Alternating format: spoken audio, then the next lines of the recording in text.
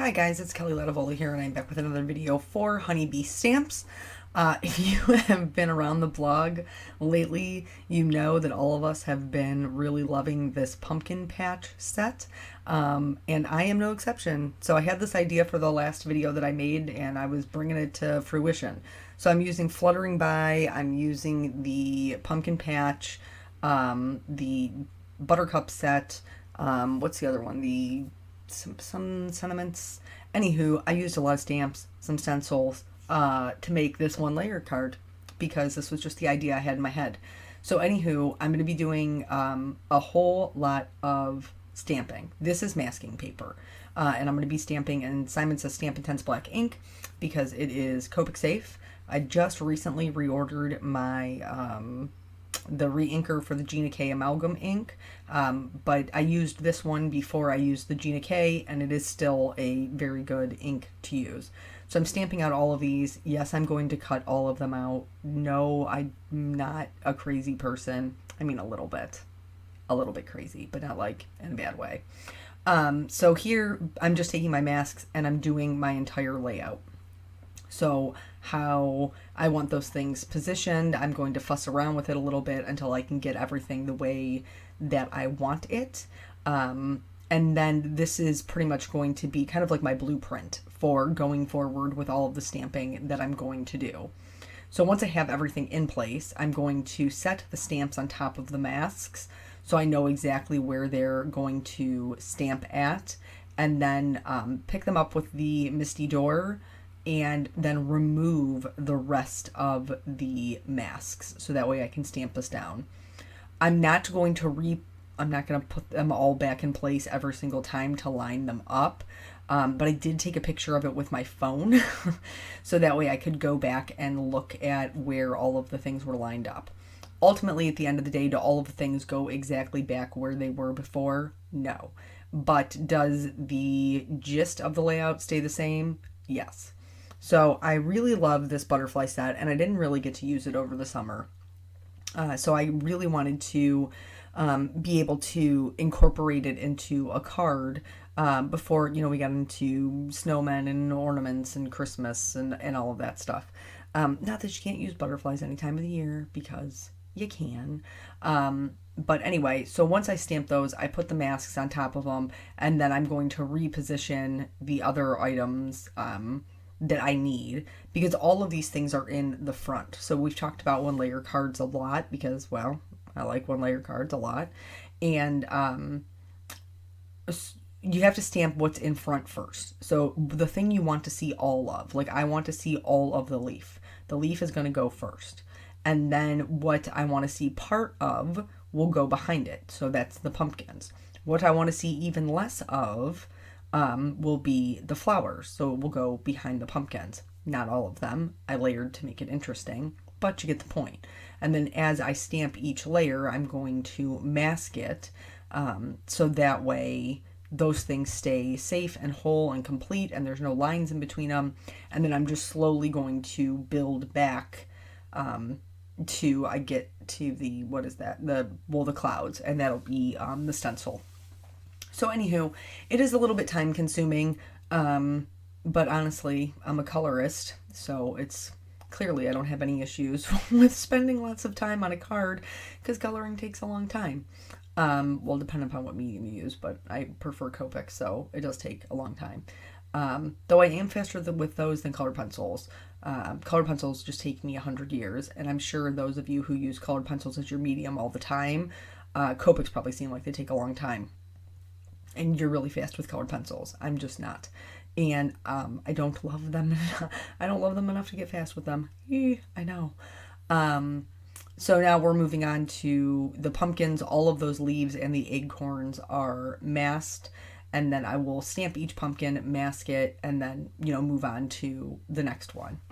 So what has been going on? I feel like my life has just been crazy for like the last 2 weeks. It's just been crazy busy. Lots and lots of stuff going on. So I'm trying to think where to even... So let's talk a little bit, I guess, about some doctor's appointments. So I've had a bunch. Peanuts had some as well. So he had a cavity. And they gave him, so basically they gave us 3 options: just Novocaine, no nitrous oxide, or complete anesthetic, so completely knocking him out. And so me and his father were like, we're not for the knocking him out completely. Nathan said he wanted to be awake for the procedure. So we decided that we were going to do his 6-month molars, like to seal his 6-month molars. And then based on how that went, we would decide what we were going to do. So the 6-month molars went really well. They said that they thought the nitrous would be the best option for him. So that is what we ultimately decided to do. I did not realize that they were going to give him the nitrous and then still give him Novocaine. I did not prepare him for that because I didn't realize that's what was going to happen. Because I was like, if you were doing the Novocaine anyway, why does he need the nitrous? But I guess it's because a lot of kids freak out, which I don't really blame him. I don't like the dentist either. But anywho, he did great. He was totally awesome. But I was a nervous wreck because, you know, my baby, you get it. So I was very nervous, but he did wonderful. And then he also had his regular checkup, which all was well. He got his flu shot while he was there, so he's good to go on that front. I honestly still need to get mine. When I was picking up my prescription the other day, they said they had like super cheap flu shots. I should have probably just got it. Back to the card. So here, everything is masked. And so I'm going to put some clouds into the background. If you have not been over to the blog, I would recommend heading over there. There's lots and lots of fall inspiration, but since, like I said in the beginning, all of us have been really loving this pumpkin patch set, there's a lot of variations on it, and they're really, really beautiful. I know Jessica Frost Ballas did a night one, and there was another team member that did a beautiful night one. I decided to make mine day because I wanted that butterfly, right? It was all about the butterfly. So here I'm just using some Salty Ocean Distress ink just to add some blue into the sky. Some of them I'm overlapping. Some of them, I'm flipping them upside down so I could get instead of the flat part of the cloud, I could get the, like the curved fluffy edge. The only thing you want to watch, though, is just the clouds next to it, because if you get real wide with those circles, you can catch the edge of the stencil, or another cloud where you don't mean for it to go. I'm also going to put a little bit of green just at the bottom. There's clearly not a lot of area here to cover because of how close I had to stamp everything. But still, just to get that down. Now, magic time. And I'm going to go ahead and remove all of these masks so you can see this one layer scene that we have built up here, which I really love. When I made my card, when I made the alcohol ink cards, it was before the rainbow one. I was like, I really want to do this whole scene with the little buttercups, because I had that out because I used the big leaf from there in that one. So we're going to talk about coloring pumpkins. That's the whole point of this this video. I mean, we're going to get back to the other stuff too. Let's be honest. It's a long video. But we're going to talk about coloring pumpkins a little bit, because there's a couple of different, basically the technique, the idea of coloring pumpkins always stays the same. We're going to talk about coloring, the color selection for the pumpkins. So for this one here, I like bright colors. This is kind of my go-to for pumpkins. Now you want to put the shading where the ridges are going to be. It's going to naturally be darker as the pumpkin shape turns in. And then you also want to make sure that your strokes are following the shape of the pumpkin, because they are more round. For this pumpkin, and most of my pumpkins, honestly, I leave the highlight in the center. It just gives it a more round appearance by adding shading to the top and the bottom. But the colors that I picked here are hold on, I'll remember, a Y08, a Y38, a YR04, and no, that's not true, a Y38, a YR04, a YR09, and an R29. And you're like, Kelly, that's a red. And you're right. R29 is a red. But because of the colors that I selected to go with it, it's going to be that bright kind of fiery orange color, and that's why I can do it with a red. If you want something more subdued, which is an option that I will show you, you can also choose your darkest color to be a reddish brown, which will not be as bright as the rest of them. But oranges and yellows are a little bit hard for shading, so sometimes you have to go outside of their little color family to get something that's going to give you some real depth and dimension on your cards, and that's okay. They're made to blend together. So once I've gone darkest to lightest, I will come back from there and go lightest to darkest. I'll go back from darkest to lightest, and that's really just going to brighten the whole thing up, and it'll look super round and bright, and that's how I wanted it. For the next one, I'm going to use the same color combination, except for the darkest color is going to be an E09. This is a great reddish brown color. It's still pretty in the bright because it's got that 0 is this front number, 09. And I'm going to do the same exact thing because I do want them to match. I want them to look like they're, all belong on the same card, but that doesn't mean they all have to be the same color. Even though I'm using all of the rest of the same colors, you'll see that the shading is slightly different. So like the tones and the overall look of the pumpkin looks slightly different using that E09. So that's another option. The third option that I'm going to show you when we get there is going to be the pumpkin on the far left-hand side, the large pumpkin. For that one, I changed the colors completely just to show you that there is a more subdued look that you can use that doesn't have to be a big bright orange pumpkin, although that's what I like. So he had his stuff. He's all good. I also had some doctor's appointments that I had to go to, and one of them, as you guys know if you've been with me for a while, I have horrible allergies.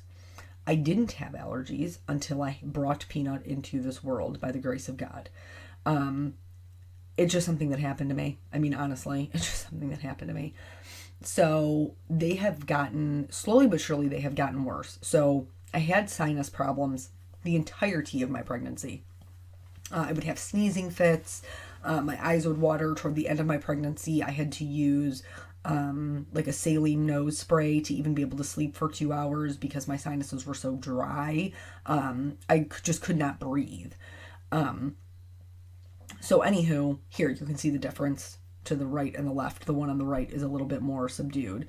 Here, these are completely new colors minus the E09, which is still my darkest color, but the lightest color and the midtones are a little bit different, which is going to make it more subdued. It'll be more on the brown side of a pumpkin, which is also an option. Now for shading, we've talked about this in the past. If any point two objects meet, there will be shading, or any point where one object lays atop of another. So I've got leaves on top of this pumpkin and I have a flower in front of this pumpkin.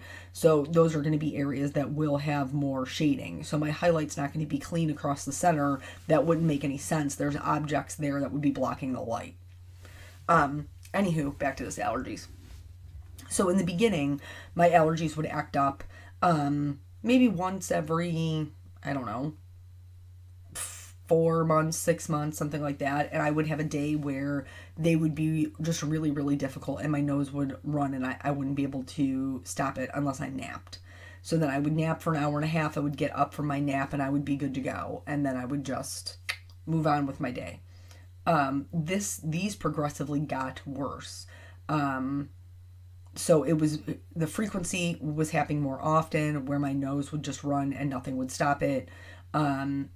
Until it got to the point where it is now, which is about every 2 weeks. I have been documenting it on my calendar, and every 12 to 14 days, my nose will run. Nothing will stop it. At this point, not even the nap will stop it.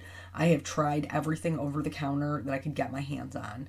I have tried Claritin, Allegra, Flonase, Sudafed, Zyrtec. I mean, I have tried them all.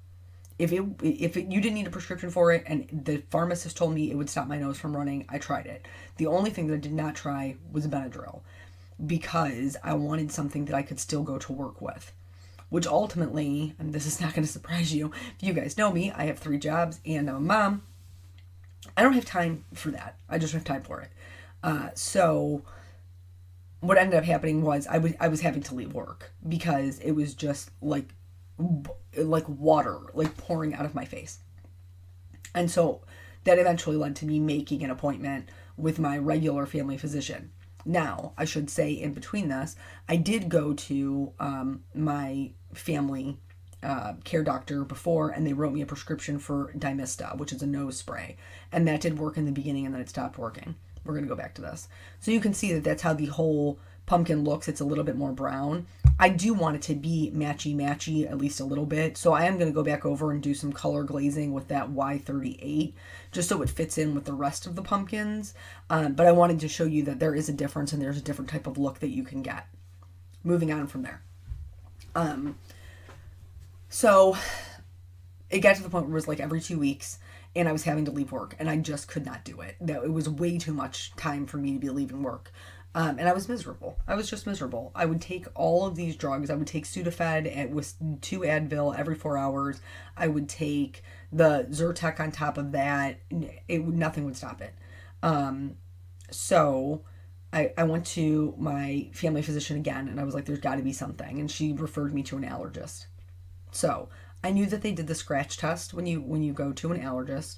And he was a very nice guy, super down to earth, like 200 stars, would absolutely recommend. Really liked him. So I went in, we talked, told him what was going on, and he said, okay, let's go do this test. And I was like, okay, cool. I have to go back to the card. There's a lot going on in this card, guys.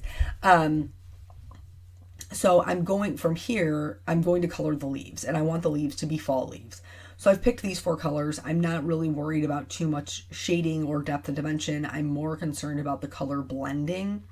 So when you're blending color families with Copics, you want to look at the last number. So if you're blending a 2, a 3, a 2, a 4, that's pretty much going to work, really well. You don't want to try to blend like a 2 and a 9. Here's the exception to the rule. That is the yellows.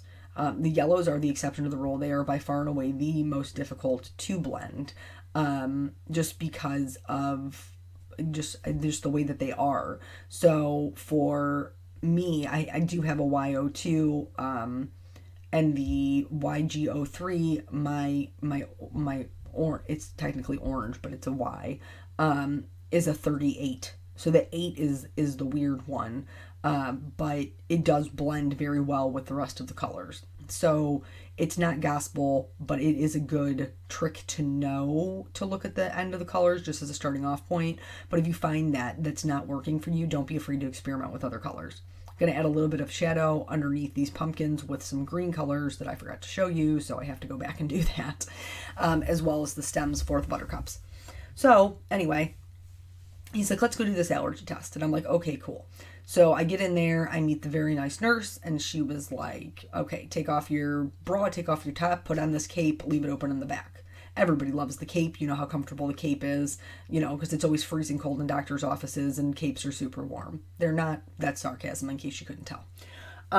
So I put my little cape on, I lay down, and she comes in and starts making these little hashtags all over my back, with this pen. Hashtag. And I'm like, okay, scratch test. Here is what I did not realize about the scratch test. Okay, so she makes little hashtags. She puts all these little drops of things all over my back. Then she starts stabbing me.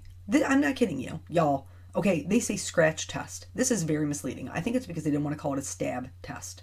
But what they're doing is stabbing you, people. That's what's happening. They're like, it's just a little pinprick, which is true. A little pinprick 55 times. You're just repeatedly being stabbed. And nobody's calling the police. They like, it's not a crime. You just lay there and voluntarily get stabbed. And I have a fear of needles. So I used to get sick a lot when I was young. They sent me to all kinds of hospitals to figure out what was wrong with me, and everybody wanted to test my blood. Everyone wanted to test my blood. And my poor mother, because it created this anxiety in me. That if I see a needle, I will freak out. I'm fine if I don't see it. So girlfriend at the allergy test was fine because it was on my back. I couldn't see it. But I did ask her why she chose a job where she stabbed people all day. Because I think that the psychology of that would be very interesting. I would like to know. So anywho, so she tells me, I'm going to give you this, wait 15 minutes. And then anything you react negatively to, we will test again with a small series of injections in your upper arm. Say what? What happened? So if I get out of here free of allergies, then you're going to stab me again all them other times? You're just going to keep stabbing me? Why? What isn't that why do the first test then? Just do the second test so I don't get all the stabbings. I don't understand. So anyway, so I do that. It itches. It does itch. So clearly I'm having a reaction. And then she was like, yeah, we have a what did they call it? Science. Science is hard. What did they call it? Hypothesis? No. I mean, that's a science word, but that's not it. A positive? A histamine positive? Anyway, it's the thing that they know is going to react. That's what we're talking about. The control. That's what it is. The control. I've been out of high school for a long time, guys, and I did not go to college for science. But anyway, so she's like, yeah, that one's going to itch. That just shows us that you haven't taken the antihistamine in the last 48 hours, which I had not, and I suffered with snot just running out of my face the night before, believe you me. So anyway, so I do all that. It's just like crazy. She comes in, she wipes off my back, and then she comes back. And she was like, if you have a short sleeve shirt on, you can get dressed again. Hallelujah, I can be warm. And so I do that. And then she comes in and I tell her, I'm very upfront with people. Listen, I have a fear of needles. I can't see them. If I see them, I will flip my wig. It just can't happen. She was very nice about it. I've had other people who were not. And so then she proceeds to stab me, I don't know, 1, 2, 3, 4, across like 12 or 15 more times in my upper arm. So anyway, what it ends up being, crazy as this is grasses. That's what I'm mad, crazy, allergic to grasses. All kinds of grasses. Bermuda grass, orchard grass, ryegrass, Kentucky bluegrass, all kinds of grasses. Just, I have some weeds I'm allergic to. I have some molds I'm allergic to. And that's what it was. That's what all this time. So, was very interesting, at least. I don't know if it was worth the stabbings. We're going to find out. So I talked to the allergist, the actual doctor, and he was like, you're a candidate for allergy tests, or I'm sorry, allergy shots, which basically is like they give you this series of shots over something like 5 years and builds up an immunity to that allergy so that you do not have it anymore. One of the guys I work with actually did it and worked very well. And he said, but let's see if we can control yours with medication first. And then if we can't, then we'll look at the shots. Because honestly, y'all, I don't want the shots. So he gave me a prescription to take every night before bed. And then he gave me a prescription nose spray to use as needed, but hopefully it will not be needed. So as of right now, I'm very, very hopeful. But all the stabbings, it's very scratch test. It's a stab test. Tell your friends so they're prepared when they go. And then the following day for a different doctor's appointment, I had to have blood drawn, and they took 3 vials of blood, and I think that they're testing me for every disease under the sun, which is probably not true, but it seemed like a lot at the time, and she was very nice as well. So for those of you on Instagram who were concerned about my health, please don't be. I'm fine.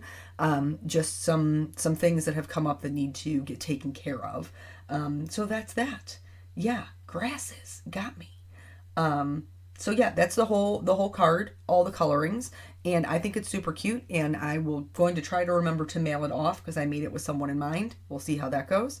And that's it. Thank you guys so much for joining me, and I will catch you on the next video. Bye.